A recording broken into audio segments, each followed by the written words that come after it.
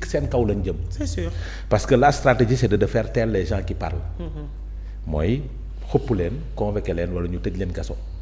suñ ci paree ñu jóg ci ay levée immunité parlementaire song leen. parce que tey suñu xamee ne suñ defee levée immunité parlementaire y aura des gens qui vont porter le combat au niveau des médias du baax ci ñoom. donc ñu mettre en place cette stratégie là ba ñu jógee ne dañuy jaay doole Bougane Gueye Dany opposition bi waroon naa jóg. ba ñu jógee ne dañuy wàññi doole dañuy foqati maire bi au ne entre les mains de Bougane Gueye Dany cette opposition là waroon naa jóg. de Barthélémy Diaz waruloon yem ci ay communiqué rek. c'est-à-dire ce fameux front là boobu la waroon juddu. faire face à ce pouvoir-là parce que c'est de la forfaiture. weesuwul forfaiture. la gestion d'un État c'est de l'élégance. d'abord c'est uniquement ça. c'est-à-dire yéeni nit ki teraanga mais su la nee nit ki dafay jëm sa kaw tôt ou tard nga ne da nga koy xañ li mu yor. parce que non il est maire de Dakar wala su yoree budget bii dina ma sonal suba su may dem élection. nga foqati li nga yor te li nga foqati noonu yow yaa doon wax ni forfaiture la ba ko Macky Sall di def. donc Macky Sall am na dëgg ci yow. donc pour dire que aujourd'hui les féliciter parce que il n'est jamais trop tard pour poser un tel acte. maintenant nag mu bañ a yem ci opposition de salon mu bañ a yem ci opposition de dans les semaines à venir. oui dans les semaines à venir l'année fait 52 semaines. quand tu dis dans les semaines à venir ça peut faire. Il parle de jeudi aussi je sais pas fii ak jeudi qu'il puisse faire l'assemblée générale même. voilà donc nekk ci dynamique boobu ba pare nag demander à toute l'opposition sénégalaise parce que diviser c'est pas bon pour eux. c'est pas bon. demander à toute l'opposition sénégalaise d'oublier leur personne et de retrouver ce cadre-là. oui parce que ci liste bi ñu génnee y a pas le parti démocratique sénégalais te tey. kenn mënul wax opposition génnee ci parti. vous savez xam nga le problème mooy loolu foofu laay waxee ni il faut que tout le monde s'y mette. comprenez une partie de l'opposition du PDS une partie avait soutenu ce pouvoir même su nekkee génn nañ ci. une partie nga wax. oui c'est une partie c'est pas tout le PDS c'était pas tout le PDS. oui ñoom Doudou Wade ak waaw y avait le PDS qui avait soutenu. et même le député actuel. Tafsir Thioye ils étaient pas dans ces choses-là maintenant il faut que ñu nangu ñoom ñëpp fàtte seeni orgueil fàtte seen bopp parce que aujourd'hui le Sénégal dafay dugg ci guuta boo xamante ne kenn xamul fu muy mujjee. et aujourd'hui leur responsabilité est engagée parce que nag c'est pas donné à tout le monde d'être leader d'opinion. c'est pas donné à tout le monde. ça c'est vrai. su yàlla defee yow nga nekk leader d'opinion il faut parler au nom de cette opinion là. c'est-à-dire jël opinion bi jiital ko jël sa bopp relégué ko au second plan c'est-à-dire et venir rejoindre le cadre là.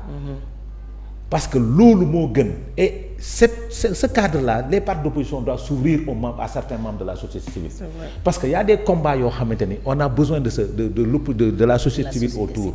s'ils ne le font pas ñii duñu reculer xam nga tapet bu détenir armée tapet bu détenir lépp. li muy def mooy dalay song pour malmener la pour yóbbu la sa dernier retranchement. ñenn ñooy tapet. ces gens qui sont au pouvoir ay tapet lañu. ay tapet lañu xam nga tapet mooy lan. tapet mooy ranger wu derrière une population pour refuser d'aller répondre ku am fit da ngay dem jàkkaarloo tribunal. toutes les morts qu'on a eu là. j'ai dit ku am fit suñ la convoqué nga wóolu sa bopp yow dëgg-dëgg da ngay dem jàkkaarloo ñoom. doo yëgle sax da ngay jóg rek. doo yëgle loolu mooy fit xam nga fit du ne. aar leen ma ku am fit doo toog ci biir oto sa téléphone nekk ak yow nga naan woo ma téléphone jox ma ko. wool ma diw. c'est-à-dire ay tapette la ñu yor pouvoir tapette bu yor pouvoir nag doole bi ko pouvoir jox lay utiliser pour mater la. Ça, c'est vrai. mooy day utiliser cybercriminalité pour te faire taire. day utiliser division d'investigation criminelle pour te faire taire. day utiliser les tribunaux pour te faire taire. Ces leaders d'opposition day utiliser le ministère de l'Intérieur pour te faire taire. Ces gens de l'opposition là ils ne doivent pas avoir peur d'aller en prison. Il faut que tout le monde soit des Moustapha Diakhaté. ñu tëj la kaso nga génn ñu jàpp ne da ngay noppi nga def conférence de presse dina wax. Les gens qui ont été emprisonnés il faut qu'ils fassent comme commissaire Keïta. parce que Amath Suzanne Camara doit reprendre la parole. Ahmed Ndoye doit reprendre la parole. Bah Diakhaté doit reprendre la parole. Les autres Abdou Nguer tout le monde Abou Diallo tous ces gens là doivent reprendre la parole parce que il faut refuser qu'on nous bâillonne. loolu da nga koy bañ sooy reprendre la parole nag il faut le faire avec intelligence mais su nekkee da ngaa ragal ñii ils vont installer cette dictature parce que ils veulent installer cette dictature là. Ils ont commencé. mooy ku àndul ak ñun. su nekkee da ngay liggéey dañ lay dàq. ku àndul ak ñun su nekkee da ngay wax dañ lay tëj. ku àndul ak ñun su nekkee da nga nekk média dañ lay tëj. tu seras pas reconnu et ça c'est pour installer une dictature maintenant nag opposition bi su ñu amee fulla am fayda. yàlla day ànd ak ñoom. parce que nag l'opposition doit parler pour le peuple.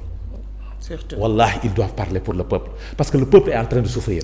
Le peuple attend ça. Il faut très vite organiser une marche, pas contre les dérives sur la démocratie et autres, mais contre la vie chère. Population bi soxla nañ ko.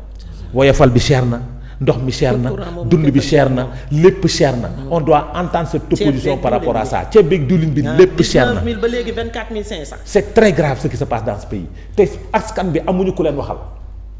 donc soxla nañ nag une opposition. Et dommage que même le ministre du commerce, je l'entends dire que ils vont reprendre 1000 jeunes xaw ma la mais ils ont trouvé ce programme ici. Les boutiques. Les volontaires les du commerce volontaires. loolu xam nga defoon nañ ko fi avec Abdou Karim Fofana. Ça date de très longtemps. loolu léegi nag lii je l'ai suivi. nañu jël dossier yi rek fëgg. C'était une mesure annoncée mais qui n'a jamais été mise en œuvre. kan ñoom commencé woon nañ ko bien sûr. Mais il y avait pas assez de volontaires. Oui mais les volontaires existent. Les mais volontaires ñu existent nañ jël ubbi. maintenant gis nga Fatou je vais les féliciter mais ñaax leen. ce front là.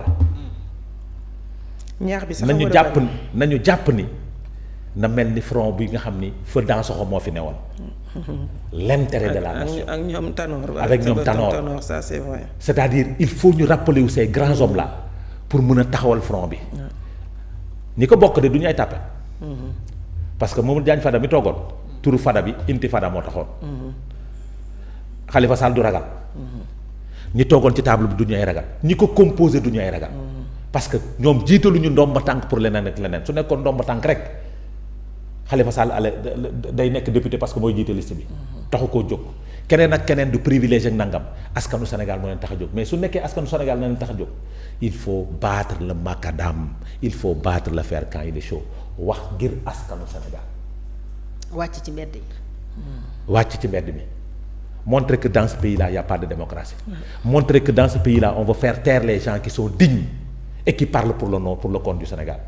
bés bu ñu ko defee. Et montrer qu'on est une république. Montrer qu'on il y a un état de droit. Voilà loolu bés bu ñu ko defee. askanu Sénégal dañuy ànd ak moom par force. mais bés bu ñu ko defal ce pays-là askan bi seen résilience bii bu nekkee c'est parce que gis ñu ku leen waxal de. te li la koy won bés boo duggee ci oto yi dégg la dañ lay gërëm di la sant yow mi na toog di leen waxal. donc ils ont besoin de leaders de la fougue de Barthélémy Diaz. Ils ont besoin de leaders de la tempérance de Khalifa Sall. Que les jeunes viennent. Il faut que les jeunes viennent se mobilisent pour ce pays-là. Et même Babacar Gaye tey mu ngi wax ne que ñoom ils sont là au devant mais c'est pas pour ñu toog parce que ñoom ils ont fini par rapport ak yu bari.